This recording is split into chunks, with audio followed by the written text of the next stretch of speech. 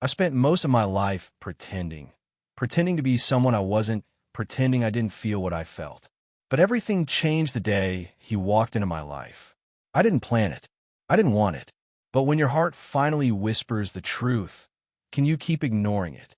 The hum of the office was constant, almost meditative. The low buzz of fluorescent lights, the soft tapping of keys, and the occasional click of a coffee machine in the distance. For Evan Blake, it was white noise. Familiar. Safe. His desk, always meticulously organized, stood at the far end of the open workspace near a window that rarely opened. Beyond it, the city moved as if untouched by the rhythm inside. Evan liked things that didn't ask questions. Numbers, paperwork, predictability. After his divorce, quiet routines had become a kind of religion. Mornings that began at 6:30 sharp, lunches eaten alone, and conversations kept to a minimum. At 35, he wasn't chasing much of anything anymore. He had built a quiet world with walls tall enough to keep everything and everyone out. But then Leo Bennett arrived. He came into the office with a laugh in his voice and wind in his hair, like someone who still expected the world to offer him something. Evan had seen people like that before. He usually avoided them. Too loud, too eager, too bright. But Leo wasn't exactly like the others. His brightness didn't demand attention. It simply existed, like a light you noticed only after it had warmed the room. They were introduced briefly at the Monday meeting. Leo was the new community outreach coordinator, assigned to the same wellness initiative Evan had been managing quietly for 3 years. It meant shared responsibilities, shared calendars, shared space. The first few days passed without much incident. Leo asked questions. Evan answered politely. They exchanged updates on task lists, confirmed deadlines, and scheduled planning sessions. It was professional, clean. Still, something tugged at Evan's awareness. The way Leo tapped his fingers on the desk when thinking. How he leaned forward during meetings, fully present. How his voice dipped when he was tired, rough around the edges. Evan noticed these things. Noticed too often. He tried not to look for meanings in small things. One afternoon, Leo dropped a file on Evan's desk. His sleeve brushed Evan's wrist for the briefest second. It was nothing, a passing moment. But Evan froze anyway, the warmth lingering longer than it should have. That night, Evan sat in his apartment, untouched dinner beside him, staring at the same TV show he had seen 3 times before. The characters moved. They spoke. But all he could hear was the soft rhythm of that brief contact, replaying like a heartbeat he didn't know he'd been holding back. He didn't want to think about it, but the thoughts came anyway. Leo wasn't just kind. He was careful. He remembered names, asked follow-up questions, offered coffee without asking how Evan liked it, and somehow always got it right. None of it was flirtation. There was no line crossed. And yet, the air between them sometimes held a tension that felt unspoken and unbearably present. Evan told himself it was nothing, that he was misreading, projecting. But some evenings, when Leo laughed at something, Evan found himself turning toward the sound before he realized it, noticing the shape of that smile, the easy joy of it. And each time, something in Evan's chest shifted, something slow, quiet, and unfamiliar. He had lived a long time without wanting. Or maybe he had simply forgotten how to notice when he did. That Friday, as they packed up for the weekend, Leo paused by Evan's desk. He looked tired, his usual fire dimmed just slightly. He didn't say much, just offered a quiet nod and a lopsided grin that didn't quite reach his eyes. Then he was gone. Evan sat still for a long moment afterward. He stared at the door Leo had walked through, the space that seemed a little too quiet after. He didn't understand what was happening, didn't want to name it, but something had begun shifting beneath the surface, subtle and slow, like the first signs of spring under frozen ground. And deep down, despite everything he told himself, Evan wasn't sure he wanted it to stop. The next week moved with deceptive normalcy. Deadlines loomed, meetings filled the hours, and the soft chaos of nonprofit life settled back into place. But for Evan, something felt off balance, like a chair, just slightly uneven, almost stable, but always ready to tilt. Leo had a way of occupying space that made it feel fuller. He didn't dominate rooms. He just expanded in them. People liked him, not because he tried to be liked, but because he showed up with his whole self, curious, sincere, unafraid to laugh at his own mistakes. That kind of presence had always unsettled Evan. It demanded more than words. It expected honesty. Their project required late nights, grant proposals, outreach logistics, community event planning. It all piled into long afternoons that bled into evenings. They often found themselves as the last two in the building, computer screens casting pale light across their faces as the city dimmed beyond the windows. One such evening, a storm passed through, the kind that painted the sky charcoal and poured without warning. Evan offered Leo a ride home, more out of courtesy than comfort.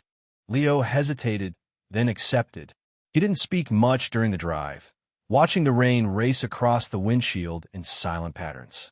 Evan tried to ignore how quiet the car felt with Leo in it. Not tense, just full. When they arrived outside Leo's apartment building, he didn't immediately get out. For a moment, they sat in the parked car, surrounded by the rhythm of rain. "I always loved nights like this," Leo finally said, his voice low. "Something about them feels honest." Evan didn't answer. He didn't know how.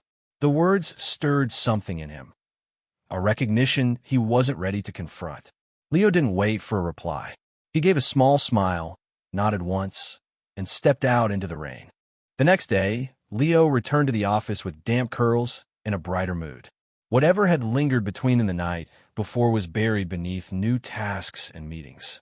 But Evan couldn't stop thinking about the way Leo had looked at the sky before walking away, like he was waiting for something that hadn't arrived. As days passed, they found themselves falling into patterns that felt dangerously natural. Inside jokes began to form. Lunches started to include shared food, not separate containers. Evan caught himself listening more closely to Leo's voice, watching the way his hands moved when he spoke. He noticed too much, felt too much. One afternoon, during a break, they sat on the rooftop terrace behind the office. The city stretched below them in quiet motion, and Leo leaned back in his chair, face tilted toward the sun. Evan looked at him and realized, for the first time, that he didn't feel the usual panic. Just quiet. Still, he said nothing. It wasn't fear that kept him silent. It was uncertainty. Not about Leo, but about himself. What would this mean? What would change if he named the thing blooming slowly between them? Was he ready to let something in after years of shutting everything out?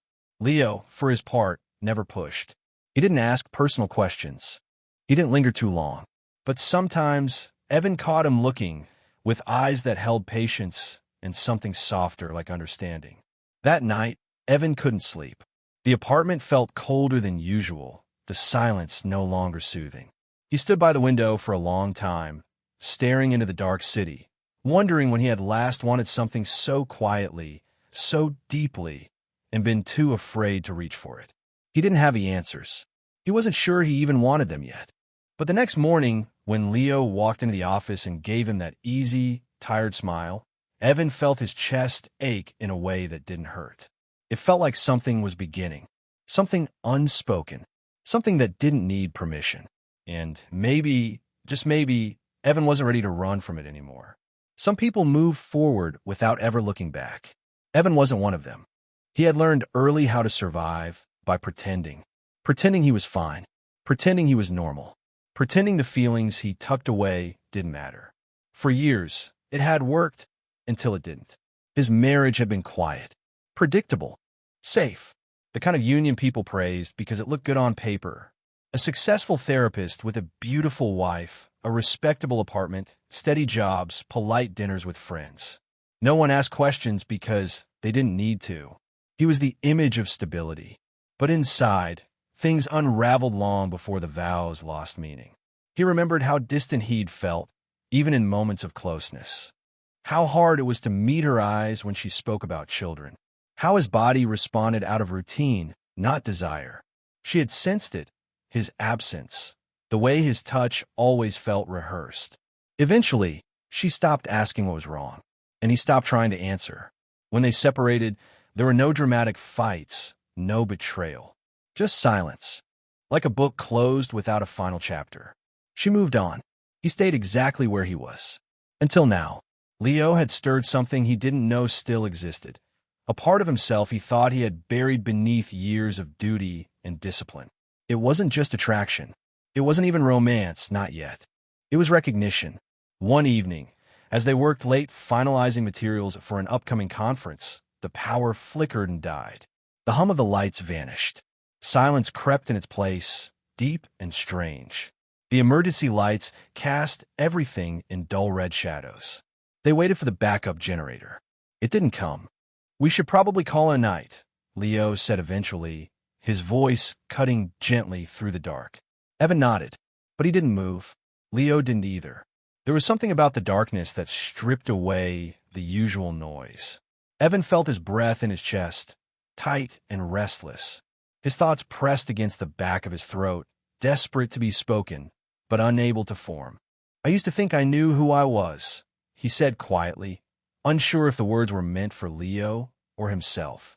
"Then one day, I looked in the mirror and didn't recognize anything." Leo didn't respond immediately. The silence between them held, not awkward but open. And then, softly, "That's the first step to actually seeing." Evan let the words sit. He didn't know how to respond. He wasn't even sure if he could. Leo didn't push. He never did. That was what made it all harder. There was no pressure, no pursuit, only presence. And that made the truth harder to escape. That night, Evan walked home instead of taking the train.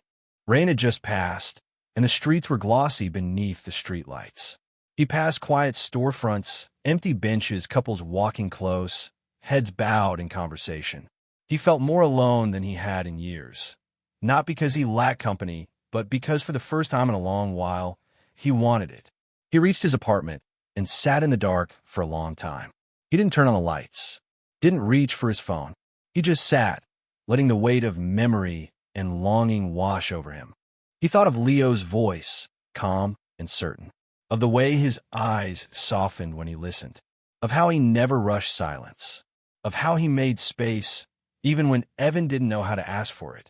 It scared him, not Leo, but what Leo reflected back. The part of Evan that still wanted, the part that still hoped. He wasn't ready to name what was forming between them. He didn't have to, but he knew, with a quiet certainty, that things were shifting.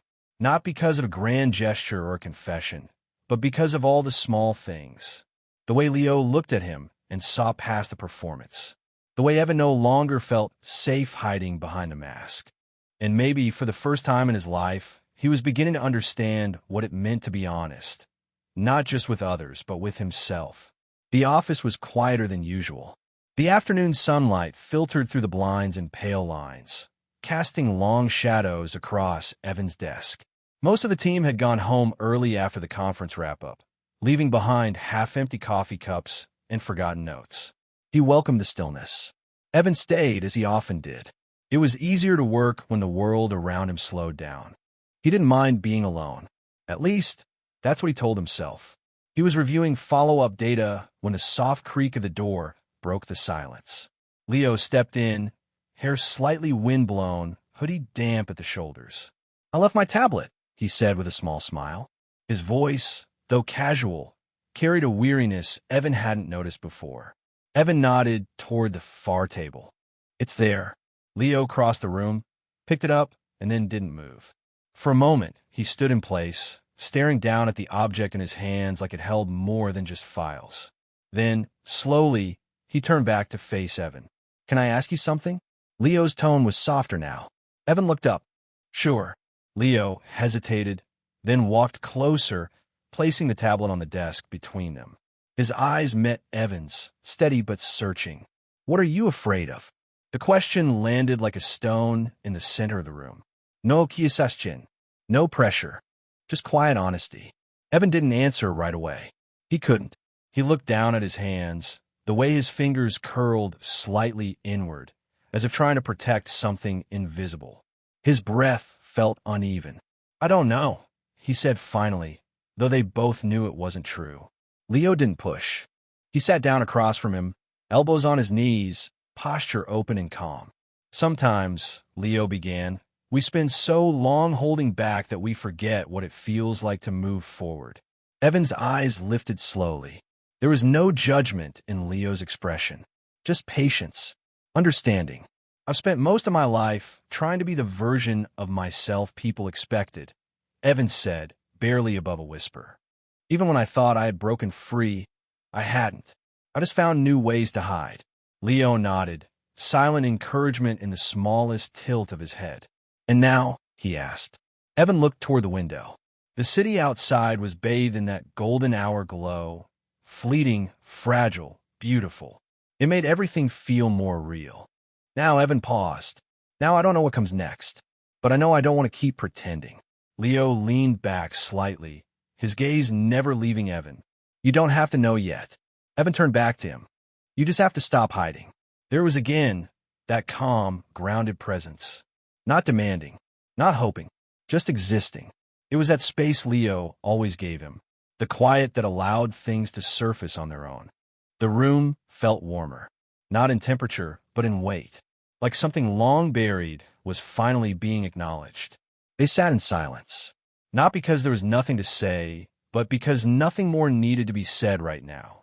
Evan felt a strange stillness settle in his chest. It wasn't peace exactly, but it was something close, a beginning. When Leo finally stood to leave, he didn't offer a hug or a touch or a farewell heavy with meaning. He simply smiled, a real one this time, and said, I'm glad we talked. Evan nodded. Me too. Leo stepped out, and the door closed with a soft click behind him. Evan remained at his desk, watching the last of the light fade across the room. He felt the weight of the moment, not as a burden, but as an anchor. Something real, something solid. He didn't know what tomorrow would bring, but for the first time in a long time, he wanted to find out. Maybe it wasn't about crossing a line. Maybe it was about realizing there never needed to be one. The next morning, Evan woke to the sound of rain. It tapped gently against the windows, soft and steady, like the world itself had taken a breath and was holding it. The apartment felt different, less hollow, somehow. He sat up slowly, blinking into the dim light, his body still, but his thoughts already in motion. Last night hadn't brought clarity. It had brought honesty. And that, he realized, was enough. He went through the motions of the morning, coffee, a shower, the familiar steps of routine. But something in his chest felt less heavy, as if the silence he carried had cracked just enough to let in light. At the office, everything looked the same.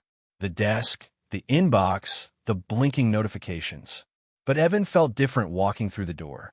More grounded, more certain. Leo was already there. He sat by the windows, reading something on his tablet, earphones loosely hanging around his neck. He looked up when Evan entered, and for a split second, the space between them held something unspoken, but warm. They worked as usual, shared notes, reviewed reports, answered questions from staff. But between tasks, their glances lingered longer. Their silences felt fuller. At lunch, Evan hesitated before speaking.